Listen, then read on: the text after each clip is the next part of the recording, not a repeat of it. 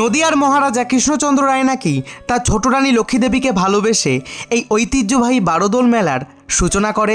নদিয়ার 12টি জায়গা থেকে মহারাজা কৃষ্ণচন্দ্র রায় প্রতিষ্ঠিত 12টি কৃষ্ণ বিগ্রহ আসে কৃষ্ণনগর রাজবাড়িতে। এই বিগ্রহগুলি আসে নবদ্বীপ, সূত্রাগড়, বহির্গাছি, শান্তিপুর, তেহট্ট এবং অগ্রদ্বীপ থেকে, যাদের মধ্যে উল্লেখযোগ্য হচ্ছে অগ্রদ্বীপের গোপীনাথ এবং তেহট্টের কৃষ্ণ রায়। এই মেলাটিতে 12টি বিগ্রহ আসে বলে মেলাটির নাম বারোদোল। এই বারোদোলের মেলা মূলত 280 বছরের পুরনো। কৃষ্ণনগরের রাজবাড়ির দুর্গা দালানের পাশে পৃথক পৃথক সিংহাসনে বসিয়ে দোল দেয়া হয় এবং নিত্য পূজা করা হয়, এবং রাজবাড়ির একটা অংশ 3 দিনের জন্য খুলে দেওয়া হয় সর্বসাধারণের জন্য।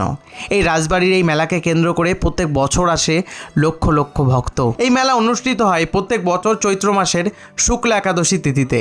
মহারাজা তার ছোট রানীকে ভালোবেসে এই বারোদোলের মেলার প্রচলন করেন। ঠিক যেমন মমতাজকে ভালোবেসে সম্রাট শাহজাহান তাজমহল গড়েছিল, মহারাজা কৃষ্ণচন্দ্র রায় তার ছোট রানী লক্ষ্মীদেবীকে ভালোবেসে এই বারোদোলের মেলার প্রচলন করে।